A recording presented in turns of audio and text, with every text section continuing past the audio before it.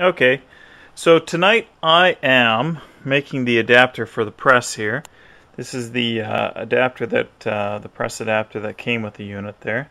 Much bigger diameter, won't fit inside of the hubs there to press the studs in. So here's the one I machined, and I figured I'd show it to you before I go and screw it up by taking it out of the chuck. I machined this end, and I'm just going to face this end, and I'm going to turn this end so it looks all purty. But since inevitably I chuck it wrong, I'm going to show it to you now, and then I'm going to just turn it smooth and face this end, and hopefully it'll turn out okay. Okay, there we go. My tool is complete. Hopefully I made it long enough to reach into the hub there. I made it total of just over 4 inches long, so it should be plenty. But I'll find out in a minute. Yeah, looks good. So I am going to, well, try and press these on. We'll see what happens here. Okay, so I pressed the first stud in, right directly underneath where the ram is. And I've noticed I've been wearing my heavy-duty welding gloves and a full face shield. You never know what the hell might happen, especially with this piece of cold rolled here that I machined. Not the best arrangement for supporting the rotor, which is why I'm being extra careful here. I'm probably not careful enough, but hey, I'm going to do my best here. I'm going to swap around to the opposite side to press that stud in, and work my way around crisscross like I was tightening bolts on a real well, on when I was putting tires on, let's say, for example. So we'll do that one next, and go from there. Actually, I'll leave that running, and you can see the impending disaster.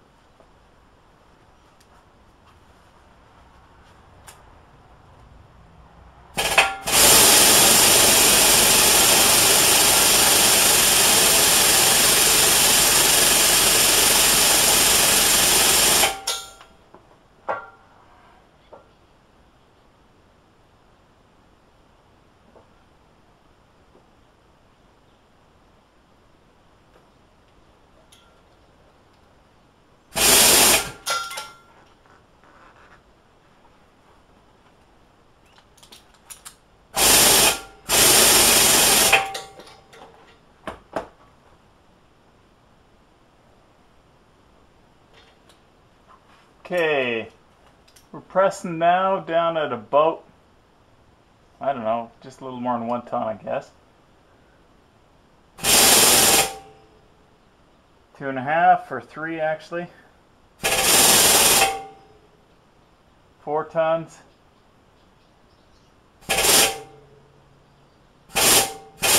We're up over 5 right now. Looks like it's fully seated. If I look on the side here, I don't see any gap around between the hub and the rotor, so I'm going to call that one pretty good. I don't see a visible gap there. Fortunately, I have to lift my face shield here to be sure, but I think we're good there.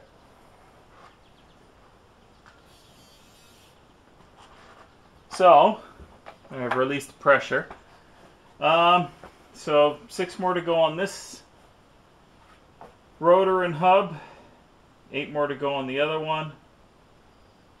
I hope to God that the rear ones are a lot easier in this one, but that means that there'll be another 16 beyond those ones, so there you go.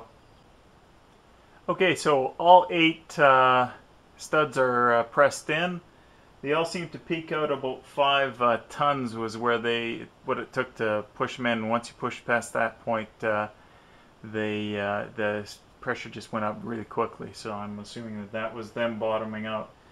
Sounds like a hell of a lot of pressure. No wonder I had so much trouble trying to do it in the vise.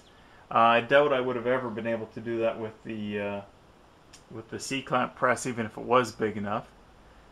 So I'm justifying my purchase. So, on to the next front one.